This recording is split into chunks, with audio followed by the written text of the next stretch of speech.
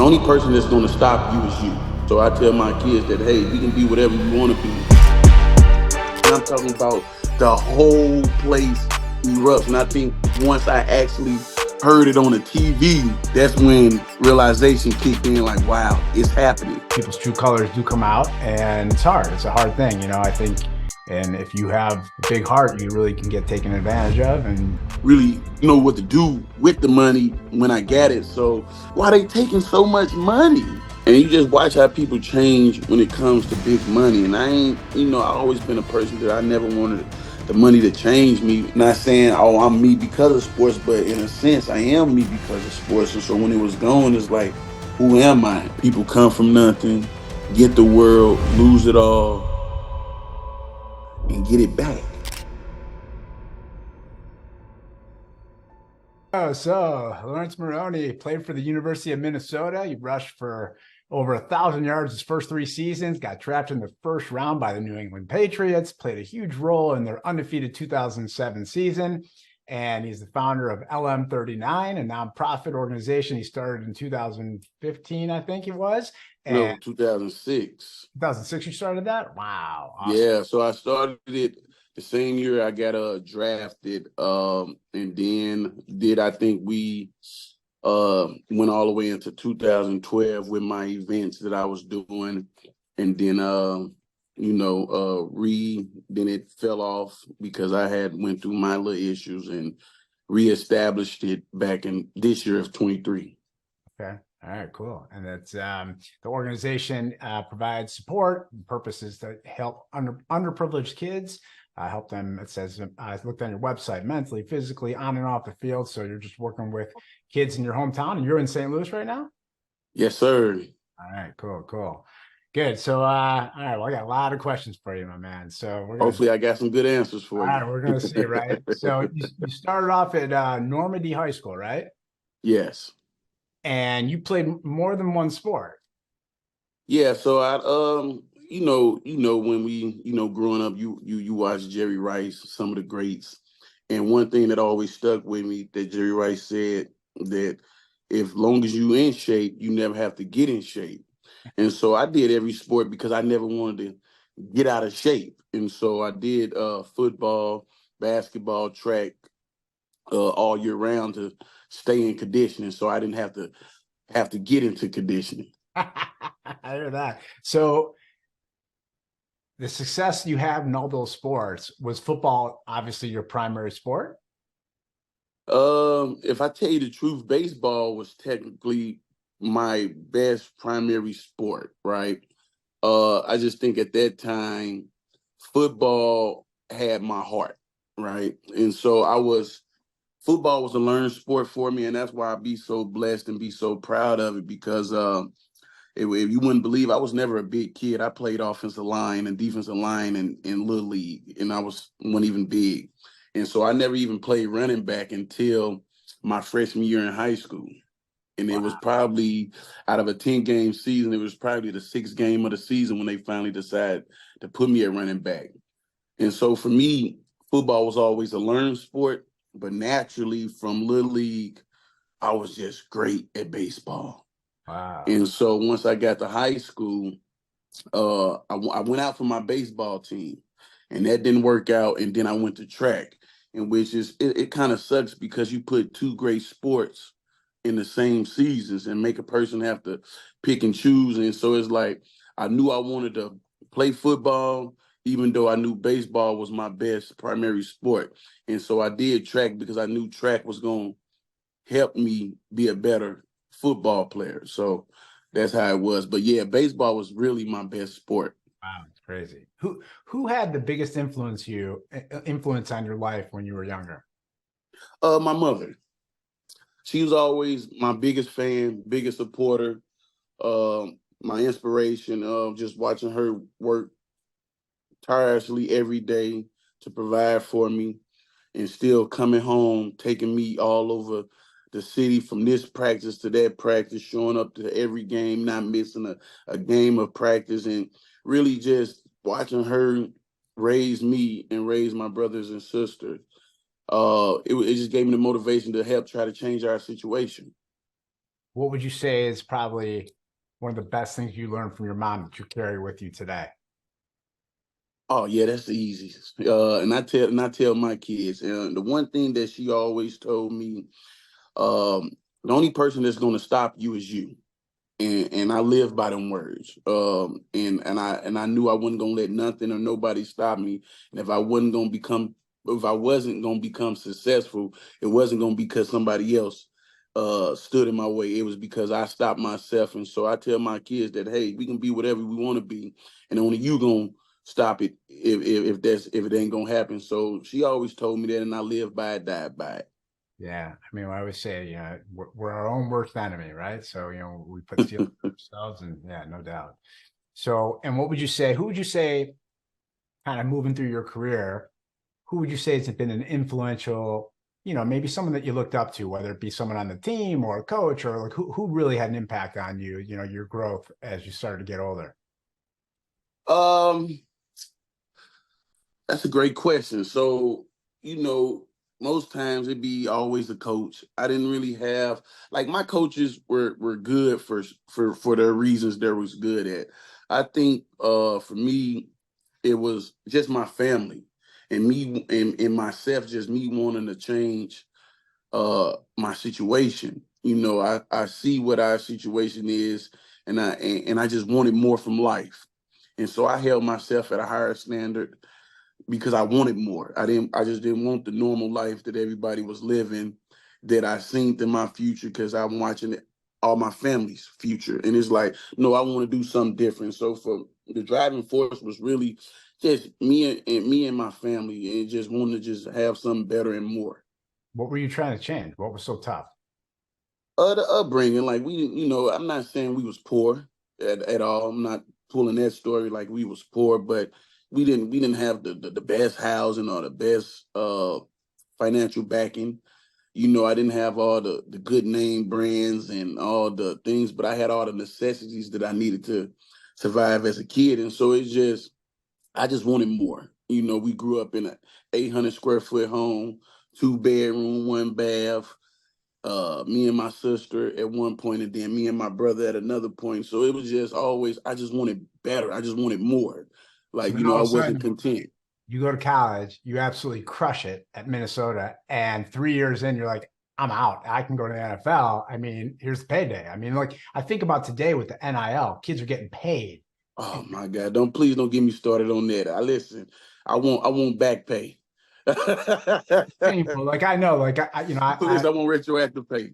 it's tough. Like I'm involved at Ohio State and with some of the teams, and it's unbelievable how much it's changed everything. And I think about the kids, the guys who didn't get that opportunity, right? And it's sad. It really is sad.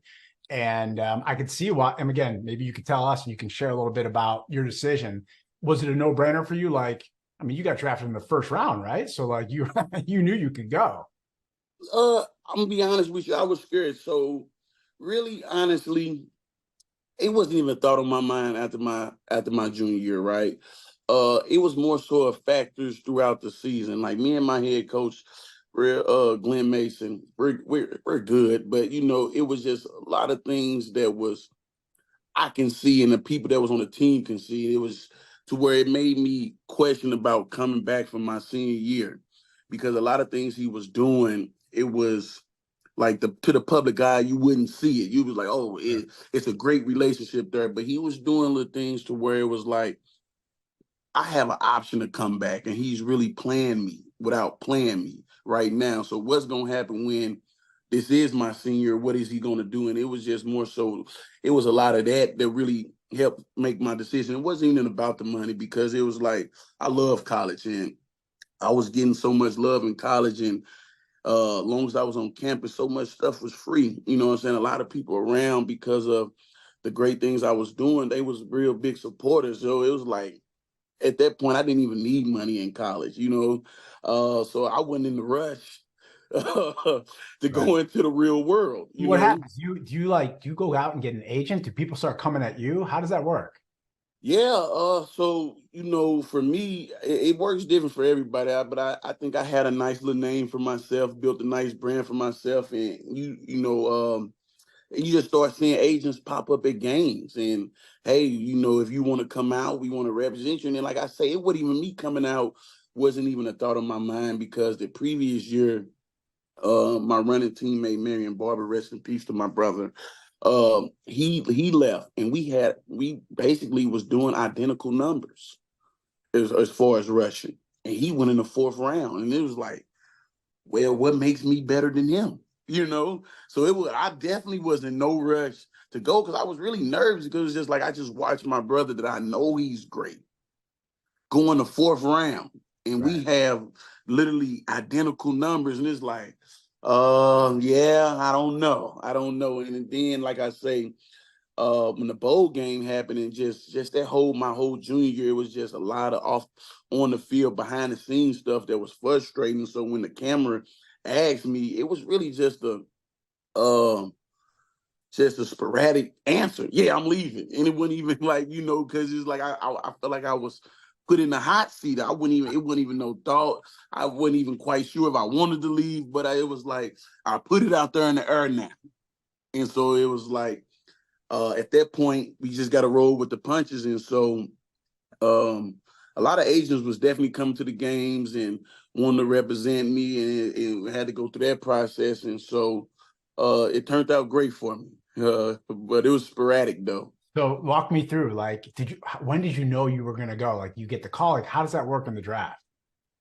Oh man, so throughout the training process, when I was going through the training process, I remember Mel Kiper had me going 30th to Indianapolis, late first round. And so I figured I was going in the first round. And I was like, late first round, I don't even know that many backs better than me, but hey. And so I remember on draft day, I was at the Herbert Hoover Boys and Girls Club, the Boys and Girls Club I attended in St. Louis when I was growing up. I remember I was in the gym.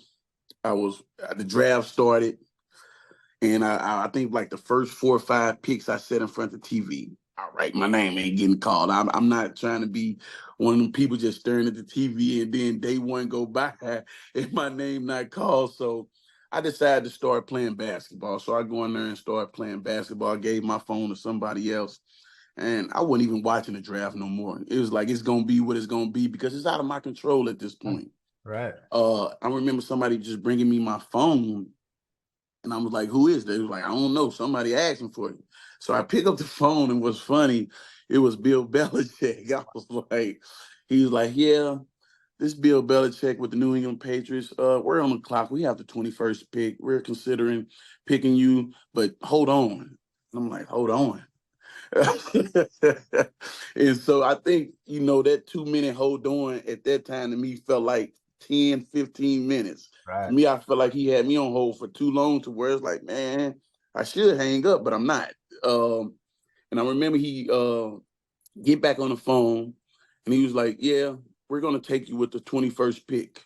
And so I'm hearing it, and it's not even registered or sitting in right now, but I'm walking back to the front where everybody's at, that's sitting in front of the TV. And so I'm hearing him on the phone say, yeah, we're going to take you. And he was like, how do you feel about being a Patriot? I was like, man, it feels great.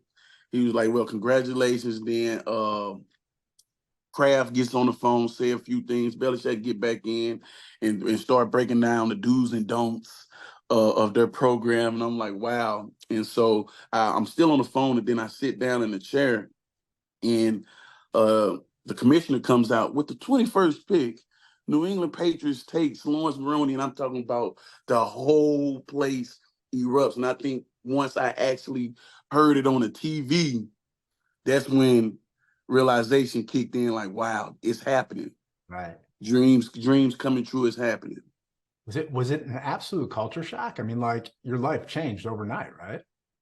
It did technically, but not overnight. I think I didn't even get my first check until Right. almost training camp. So, but the thought of your life changing overnight, yeah, it Right. did. And but as far as the money, it didn't come yet. Was But it, it did, because how it's much just like, how much of a culture shock was that? The financial aspect of, like, you get your check, right? You get your big pay, you get your signing bonus, you have a contract.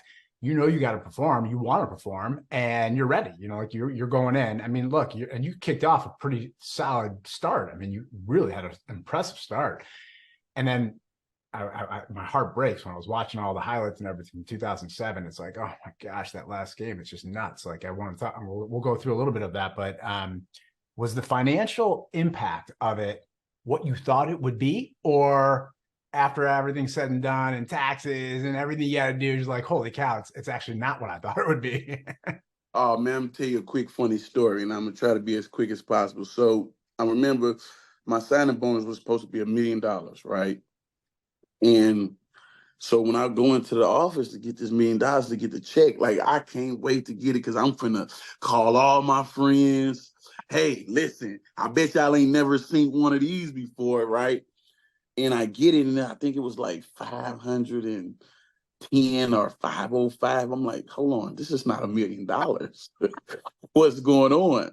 And I remember I called my mother, and I think that was the first time I really just like blatantly cussed in front of my mother on the phone. I was like, Mama, who is FICA? Who is these people that's like, and she just instantly busts out laughing. It was like, and I say, Mama, what the F you laughing at? Because this is not funny. This is like this is no laughing matter. Somebody robbed me for my money because like I never had a job. So I don't know nothing about taxes. And as far as financial literacy, we didn't have that where I'm from growing up. So I didn't even really know what to do with the money when I got it. So she's laughing at me talking about taxes. I'm like, medical, state, fed, like, why they taking so much money?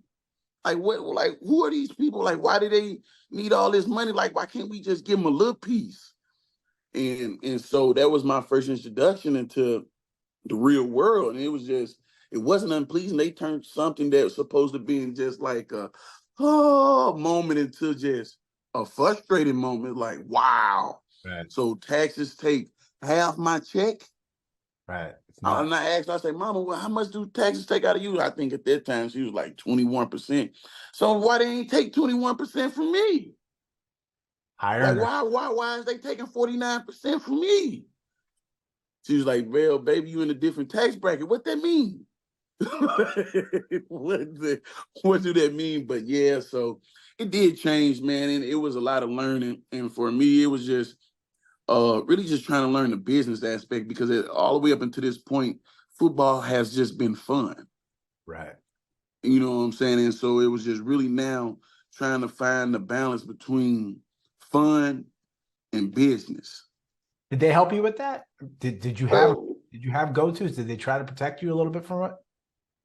not from a New England standpoint. You know, I had an agent, and then I had a financial advisor, and then I had another financial advisor. And I think at that time, and I ain't saying nobody robbed me, but I think they prey on uneducated athletes. And Right. so, because we don't have it all, and they'll teach you, and they say they got fiduciary rights or they can't do this. But it's like, I feel like, if that's the case, we hear too many stories where financial advisors get over on clients and stealing money and this and that. So I'm not saying they were stealing, but I don't feel like they really taught me uh the whole financial literacy part. It was just, hey, we're gonna put your money in CDs because of this. We're gonna put this account and make this account, and then we got a bill pay account. It was just like so much going on. And for me, I just wanted to focus on football. Like all this is foreign language. So if they was taken, I was the perfect candidate because I wasn't really aware of my finances. Right. I just wanted to focus so much on just playing ball, like learning this playbook. I got to get on the field. Like I get drafted to one of the America's team. Sorry, Cowboys, but the new America's team. And my focus was on just being a football player, and I felt like, well, I have my mother in position, and when I look at it back, it was like, well, it ain't too much she can do because she didn't have all the financial literacy Right. tools for us, and so when you try to think that you put a team around you with your agent and your financial advisor and another financial advisor, they have your best interest, and sometimes they do, sometimes they don't.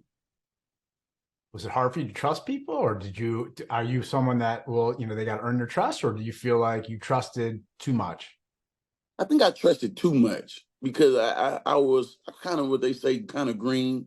I knew it was, bad people in the world, but it was just like I didn't think, these people, because it's like I'm paying you, so there's no need to get Right. over on me.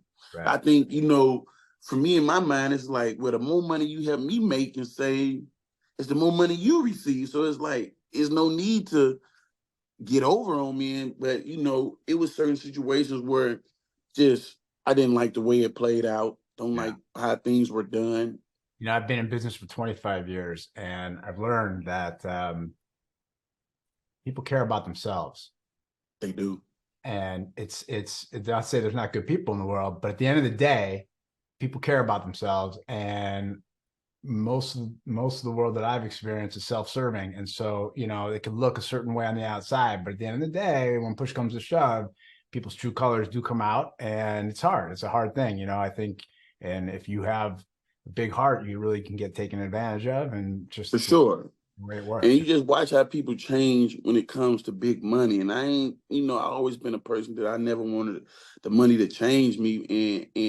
And I just feel like sometimes a lot of people around you change because their expectation of money has changed How did it more change so. you personally? Like when I mean, did the impact from your friends, family? I mean, was that a pretty big deal, or was it just kind of just moving forward as usual? I mean, I think it was moving forward as usual. And I think because I had a big heart, and me, like I say, not understanding money and not understanding taxes and me just wanted to bring everybody along, and without a strategic plan. It's like I get money. Oh, now I want to pay my mom. I want to pay my sister. I want to pay my brother. Hey, we get money. I want to make sure y'all got money. I want to make sure everybody is good without really having a game plan. right, right. It's tough. So let me ask you this: you get to the team. Talk to me about leadership. Was there anyone that stood out, or was there anything that stood out when you kind of come onto a team like that? You're ready to start as a rookie, coming from your school in St. Louis. You come into this NFL, like you said, this is like one of the best teams in the country. And was there anyone that stood out to you as a strong leader that maybe didn't have an impact on you, but just from a leadership perspective on the team? Was it the coaches? Was it the players? Like who really? Well, we had a lot of good leaders on the team. Man, I'm talking about a lot of good leaders, and I think, but for me, like on every level, always being top tier when it comes to the athlete, right? And I'm not always like the most vocal leader. I'm not the guy that's gonna stand up and hype the team up. Hey, let's get out there and run through a brick wall. But I am that leader to where when I put these pads on and I step on this field, I'm gonna lead with my play, and I ain't the most vocal person. So we had a lot of vocal leaders, but the guy that stood out to me was a guy that was like me that end up, that's gonna be a Hall of Famer was Corey Dillon, and he was in my position. So I really took liking to him and try to learn out of him because it was just like he's done in doing what I'm trying to do. So it's like, yeah, y'all can sit here and tell me a good pregame speech, but Corey, listen, we in the same position. Hey, how do I become successful? What it is that I need to do. You know what I'm saying? So I tried to really mimic what he wanted to do. And I think because of the negative name he, in the media that he gained for himself, I think New England was really wanting me to follow another running back, which he was a great running back, Kevin Falk. You know what I'm saying? But it was like, but I don't want to be a Kevin Falk. You know what I'm saying? I want to be a Corey Dillon. Like, why you want me following Falk when I want to be a Dillon? An every down back. You know what I'm What saying? I was just it? don't want. What was it about Corey that drew you to him? Outside of his performance, did he take you under his wing? Did he help you? Like He what? did. He did. Like to have a veteran presence, and I think it was one of those like he knew he was on his way out the door. Like he knew it, you know what I'm saying? And I felt like, well, I got a couple years to play with him. And to me, like I didn't really care about starting because you got to understand, I just came from Minnesota, where Marion Barber was the starter every game, Right. And so it's like I know how to share. I know how to be in a two-back system. So it's like, listen, Corbett can start. long as I know I'm going to play. You know what I'm saying? Like, long as I know I'm going to play, I'm fine. Like, I don't have to be the first person out there. Like, I didn't really care about starting. So in my mind, I was like, well, I can get a couple years under Corey, learn, get some knowledge, get some pointers, and hopefully, they turn the car over to me one day. And so, it was more so he was taking me under his wing. I go in the weight room with him and just really just trying to, pick his brain, because he's 10 years plus, as a running back, that's great. Over a 10,000-yard rusher, that's Hall of Fame numbers. And so I definitely wanted to, learn from him. And how would you describe the difference between the leadership styles of the players versus the coaches? Well, the coaches, they a lot of vocal. You got some vocal players. Coaches be vocal, and but it'd be hard for me being an athlete, really, when I feel like a coach ain't played it. It's like, yeah, Belichick, I know you're gonna be one of the greatest coaches of all time, but what football did you play? When have you played running back? And you trying to sit here and tell me how to be a running back? And I'm not saying what you're saying uh doesn't work, but it's like you telling me how to do something that you never done. You know what I'm saying? So it's only so much I feel like So it's like, yeah, you saying this, but then okay, I'm listening to Corby because he a 10,000-yard rusher. So I know he got some. So it's like for me, when it came to coaches, I'm not saying I didn't listen to him, but it was like if a coach really ain't played it or been in the trenches or put that work in, it's hard to listen to you. I mean, I say it all the time. I do a lot of leadership coaching, and I say I don't want a leadership coach myself who hasn't grown a business and done the things that I'm being coached to go do. Nobody wants that, right? So I hear that 100%. It doesn't matter what you're in. Makes me sense. Let me ask you a question. Is there a stereotype of either in the NFL or the players that you found to be inaccurate? Break that down to me, like what? Meaning, like, the take of the average person on like what it's like. I mean, like nobody has your context. I mean, you were there, you did it, you were there. Oh, okay. So one of the stereotypes, right? I guess one of the biggest stereotypes. Oh, he's in the NFL. He's making a lot of money. And what's crazy is when I get on there and I find out, you have practice squad people that's on the team. They're in the NFL. They own practice squad, but they're probably making $4,000 or $5,000 a week. I'm like, wow. Like, but they're doing everything that we're doing. They got to go to every practice, every meeting, and getting paid significantly less. And then you have other people that's on the roster, on the contract, where they're getting league minimum of two. And I think at that time it was like 250,000. It's just like, okay, if they getting 250,000 for the year, then taxes come. They really coming home with 100 grand? It's like, wow. But everybody will feel like, oh, he's in the NFL. Right. He's rich. He got money. It's like, yeah, but that's for them big contract people. Right. You know what I'm saying? And everybody don't have them big contracts. And you'd be surprised on how many people on a 53-man roster don't have a big contract. Right.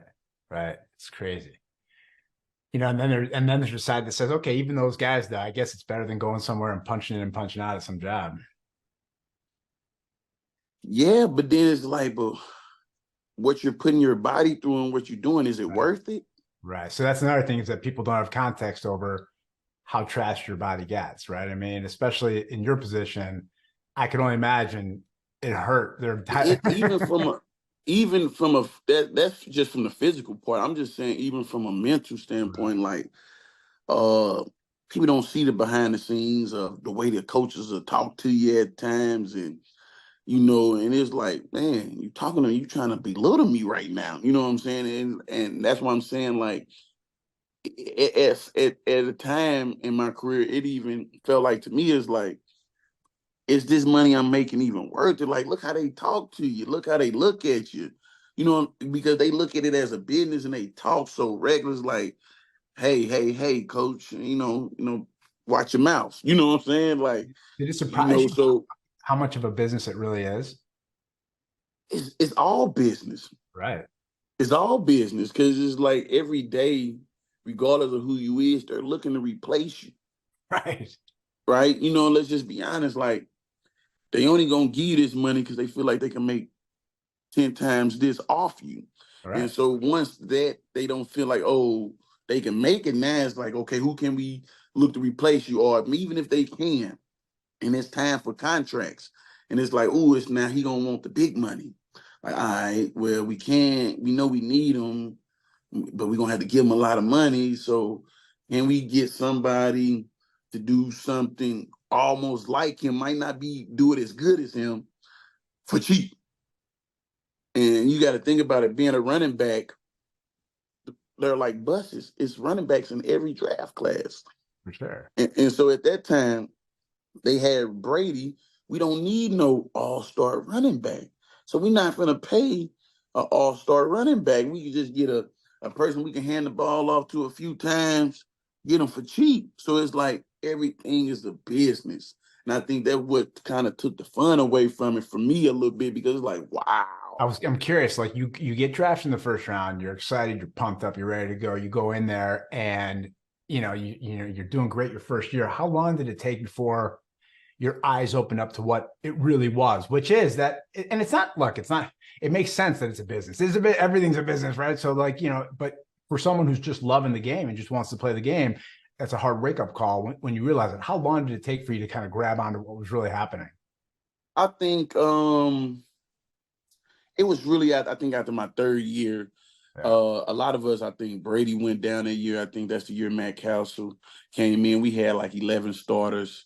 Heard Junior Seau that was on IR, Brady, me. It was a few of us. And when I came back to my fourth year, uh, it's like they go get Fred Taylor. And it was just like they started acting different. It's just like, wow. And I think, okay, he's getting to the end of his contract. He's performing, but then it's like he's not performing what we want him to perform. And it's just like, wow, it's like I just started seeing the switch up. And it was like, wow. So now it became frustrating because it was like I was put in the damn if I do, damn if I don't situation. Because it was like if I, and the whole time I'm having meetings with Belichick, they're trying to change my running style, what I run like. And it was like, for me, I couldn't understand it because it's like, if you wanted this big bruising downhill, just power back, like, why didn't you draft that? Like I'm pretty sure this the NFL. Y'all pay scouts a lot of money to scout talent. So my thing is, you knew what type of running back I was when you drafted me. So don't draft me to be a running back that you want me to be. Like I would have thought you drafted me to be the running back that the reason why you drafted me for how I run. And so it's like the whole time trying to figure out the medium, like they want me to run like this, but this what running like this was got me here. And it's like, well, if I do it their way, it's uncomfortable. And if it don't work, they're gonna try to sit me out or figure out a way to bench me. And if I keep doing it my way and it don't work, they're gonna do the same thing. So it was like it mentally it get to playing minds on you because now you're getting to second guess your talent. Going back to one thing you said earlier about being in college and getting everything for free and kind of enjoying, kind of like that celebrity feel. When you got the NFL, wasn't it even bigger at that point? Yeah, I learned that I see how to rich stay rich because it's like once again, the rich people get all the free stuff. And I was like, oh, this how it goes. But yeah, it was.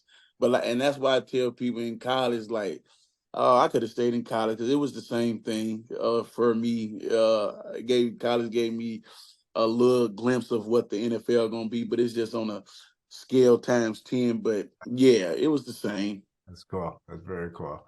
So let's talk real quick about 2007. So you guys go undefeated and you scored a touchdown it was in the Super Bowl, right?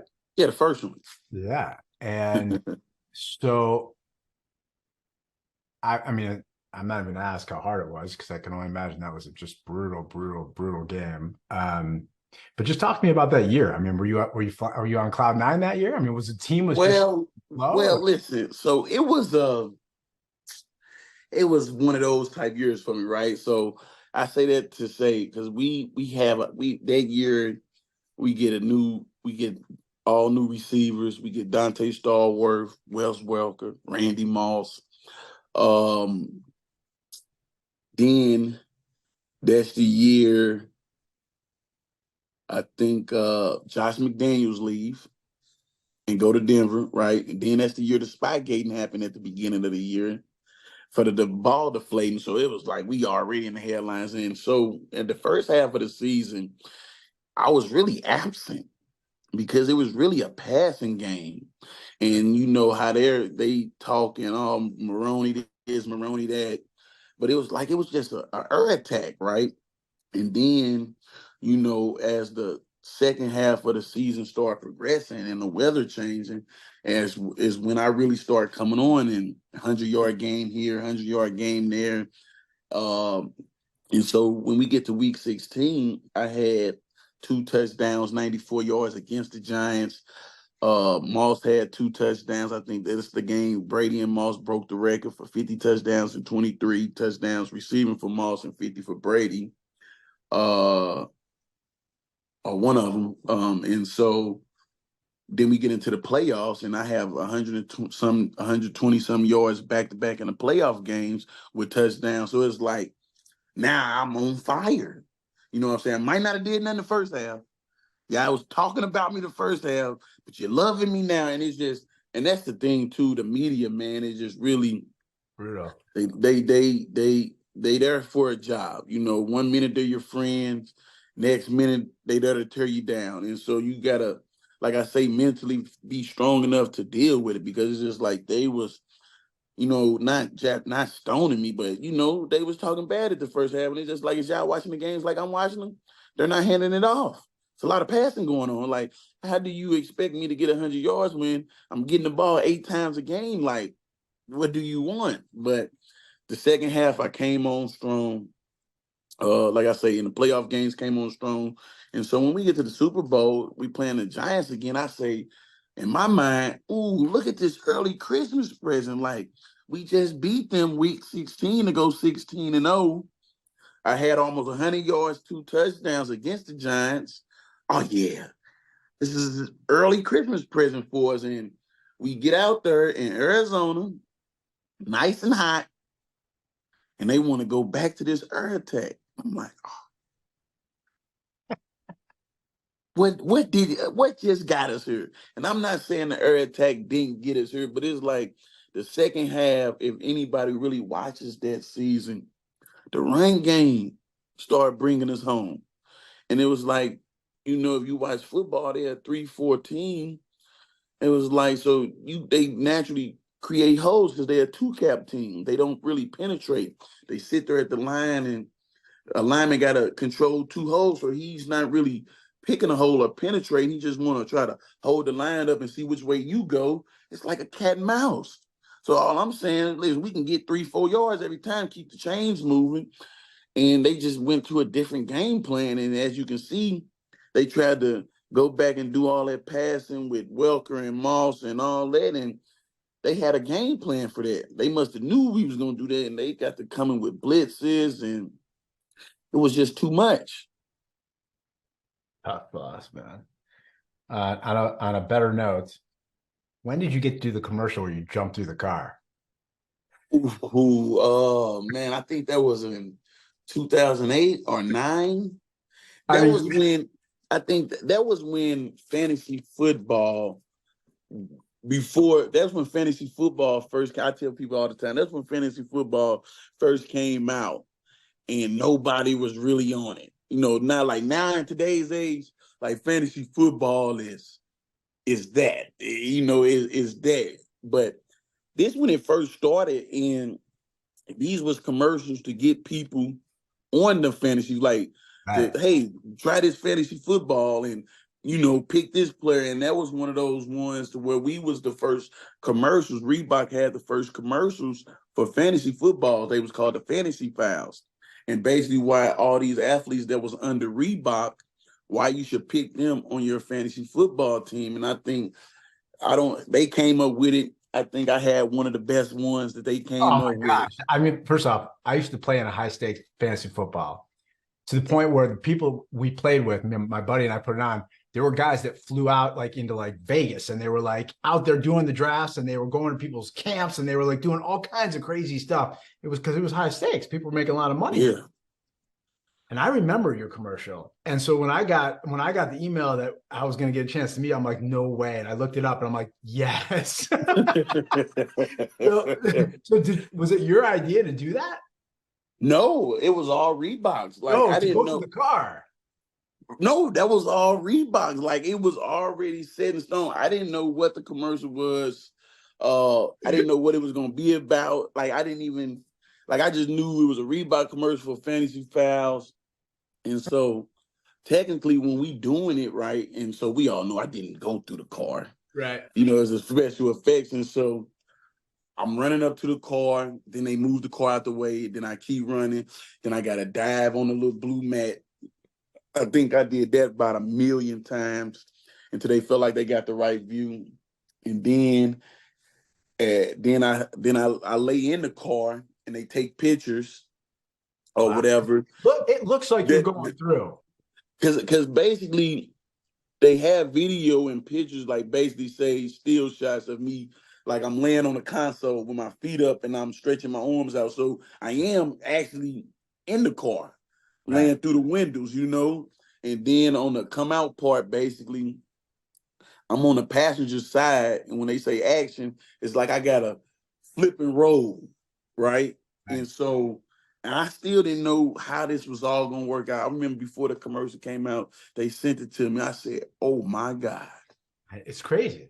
I said, wow. And I'm talking about even like when you pause it, it's like you see my body in the front windshield. Let me tell you something. When I play that in this interview while we're talking about it, trust me, people are going to be shocked that it's not real.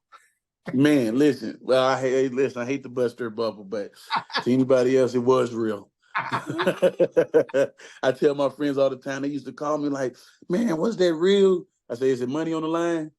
They like, yeah, it was real. It was for sure real. But man, it was an amazing thing. So what happened? So you got a deal with Reebok? That's how that works. So yeah, I was signed to Reebok. And so if you ever noticed, like at that era, like I was in a lot of Reebok commercials, like the migration one. I was in a Modell's commercial with Reebok. So it was like, man, Reebok was utilizing me.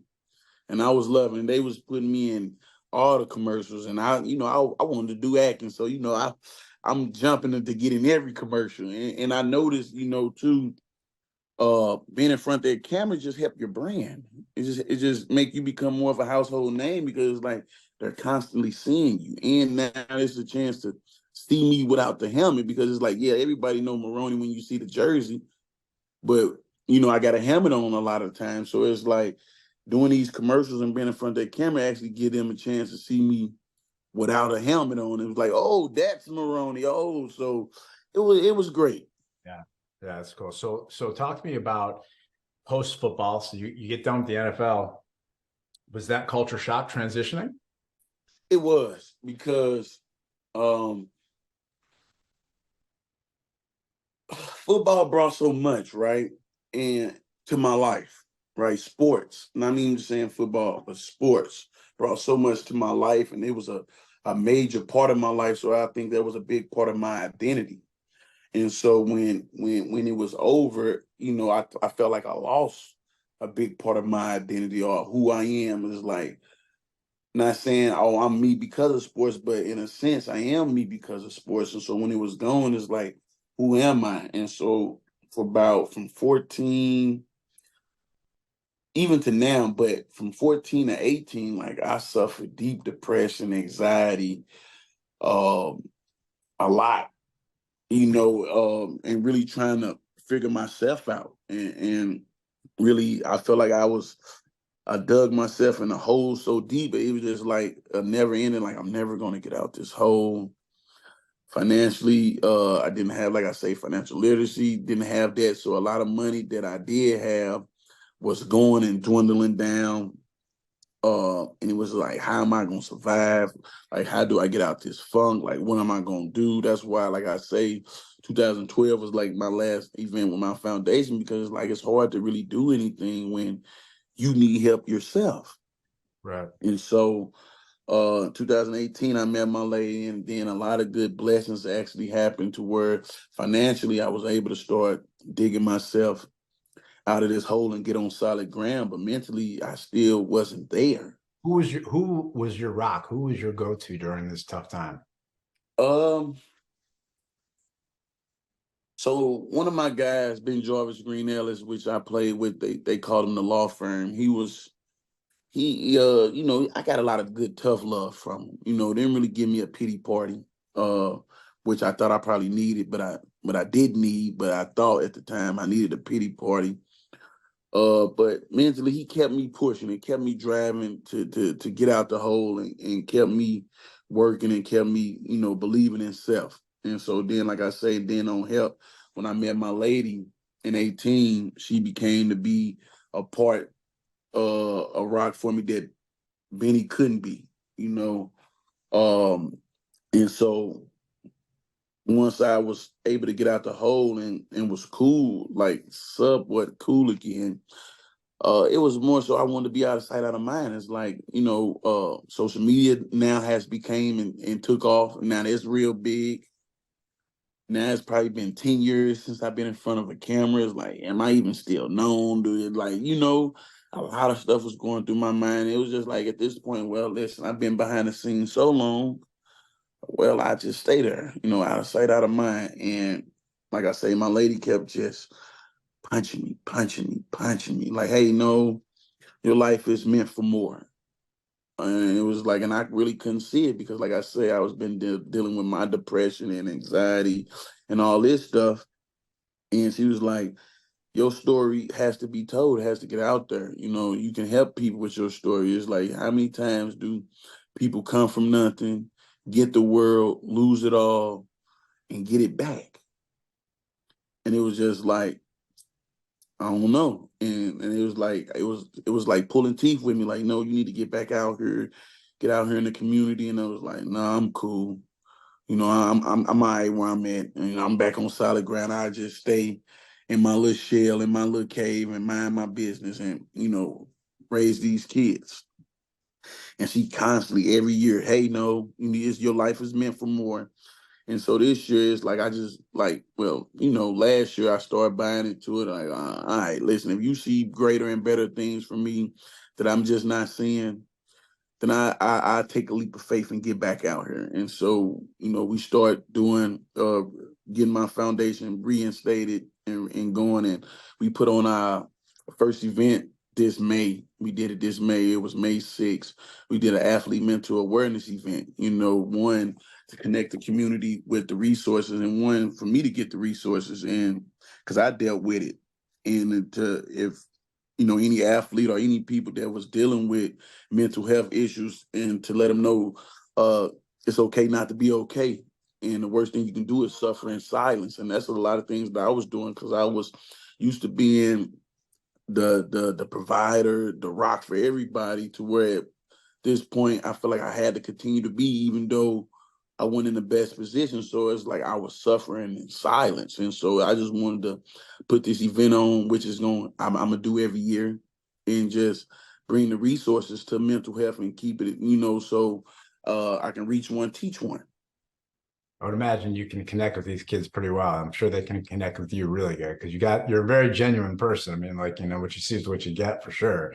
And I appreciate that. I've always been very transparent, and I know people appreciate it because just the fakeness and the insincerity that people will have either when they're just meeting with people or just in general, and kids can see right through that too. So I would imagine you connect with them pretty deep. For sure. Like you gotta understand, man.